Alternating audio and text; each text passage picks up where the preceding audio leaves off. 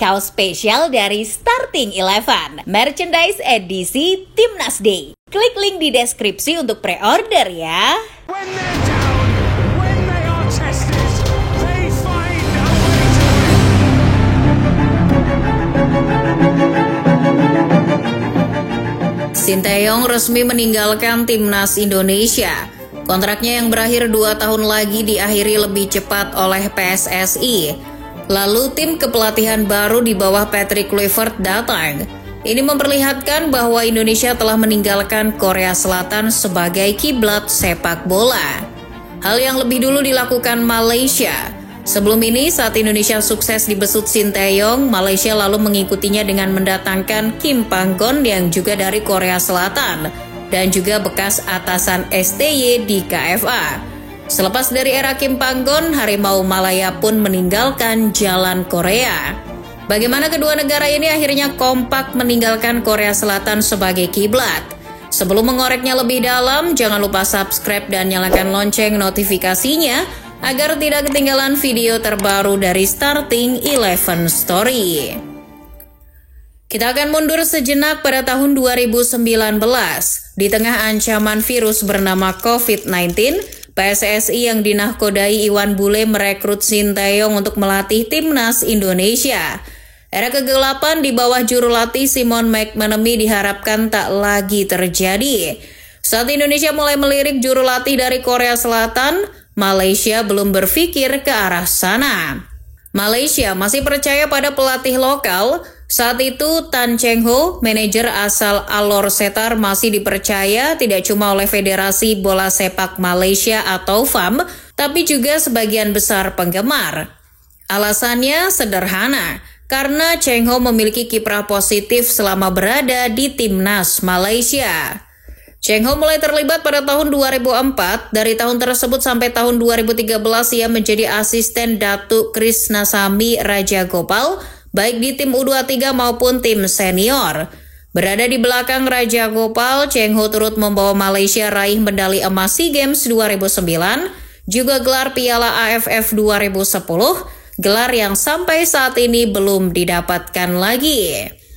Prestasi saat menjadi asisten Rajagopal membuatnya dipanggil lagi menjadi asisten Nelo Vingada. Namun buruknya performa timnas, padahal baru 5 laga, pelatih yang membawa Arab Saudi juara Piala Asia 96 itu dipecat oleh FAM. Cheng Ho mengisi posisinya, melatih tim senior dari tahun 2017. 5 tahun membimbing Harimau Malaya tidak ada satupun trofi diperoleh. Tapi di level Asia Tenggara selama ditukangi Cheng Ho, Malaysia menjaga konsistensi termasuk mencapai final di Piala AFF 2018 setelah pada edisi sebelumnya tersingkir di fase grup.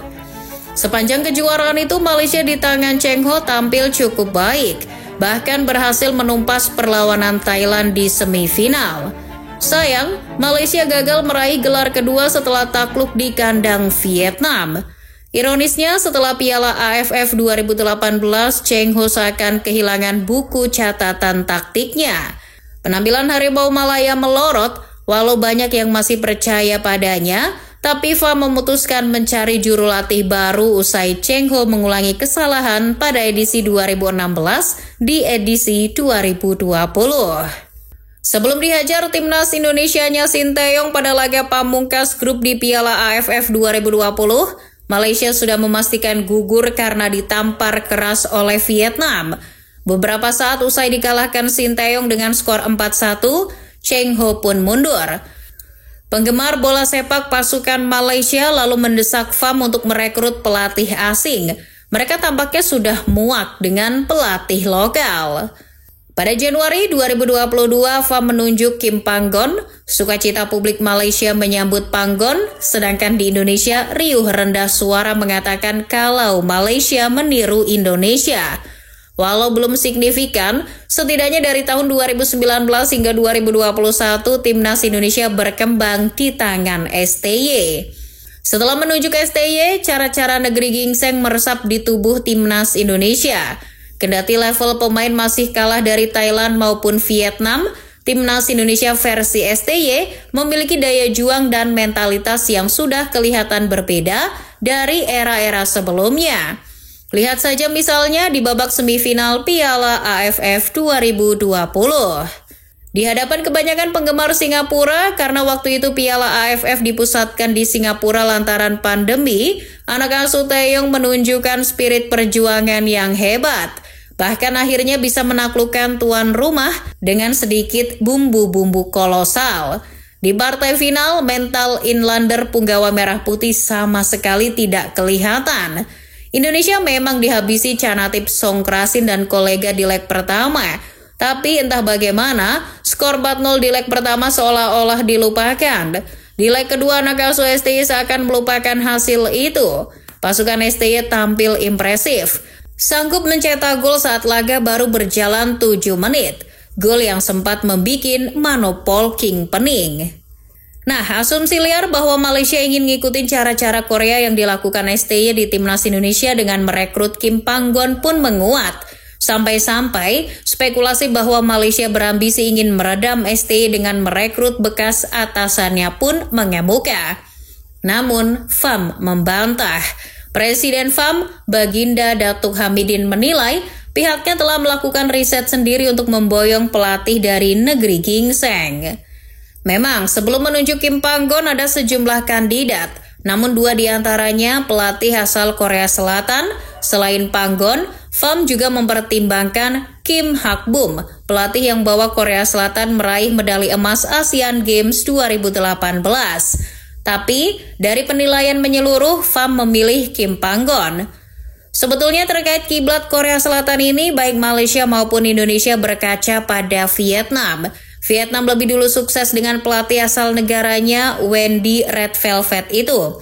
Park Hang-seo bagaimanapun telah banyak mengubah timnas Vietnam. Bahkan, sepak bola Vietnam dalam spektrum mikro. Nilai-nilai Korea yang ditanam Park Hang-seo begitu kuat mengakar pada Vietnam. Lihat saja, Vietnam gagal total dilatih Philippe Troussier yang notabene orang Eropa. Namun saat dilatih orang Korsel, yaitu Kim Sang-sik, tak butuh waktu lama Vietnam juara Piala AFF. Namun saat di Vietnam sukses, bukan berarti Korean Ways di Malaysia maupun Indonesia akan bernasib sama. Di Indonesia, Shin Tae-yong membawa seluruh gerbong Korselnya. Yang terakhir adalah Yom Ki-hun dengan Korean Ways ala Shin Tae-yong. Cahaya keemasan di ujung lorong sudah kelihatan. Timnas Indonesia on track. Malangnya, belum sampai di titik yang layak disebut emas, perjalanan itu dipenggal oleh PSSI. Hal ini berbeda dengan Kim Panggon di Malaysia. Korean Ways yang ditempuh tidak sebaik Indonesia karena Panggon cuma diberi kontrak jangka pendek. Ia dikontrak 2 tahun, terus diperpanjang cuma sampai 2025.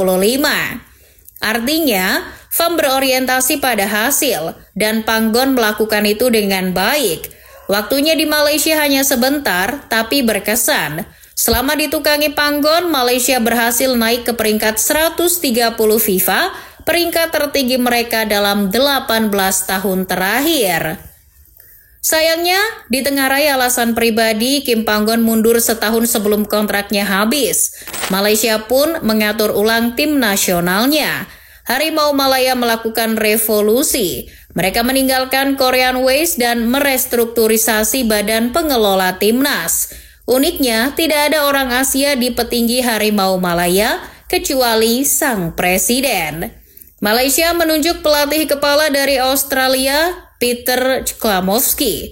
Rekam jejaknya pernah menjadi asisten Ange Postecoglou. Sementara di posisi direktur teknik, Malaysia masih percaya pada orang Australia, Scott O'Donnell, yang datang dari tahun 2021.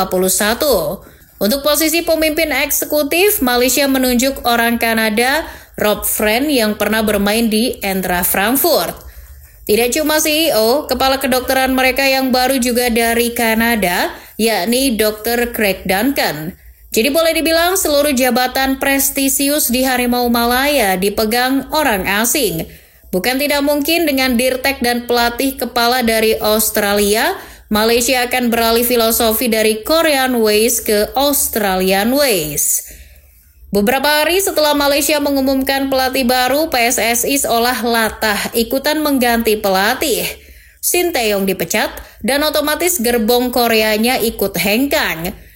Setelah Malaysia, sepertinya giliran Indonesia yang akan tinggalkan kiblat Korea Selatan. Dengan menunjuk Patrick Kluivert sebagai pelatih kepala, Indonesia tampaknya akan berkiblat pada Belanda.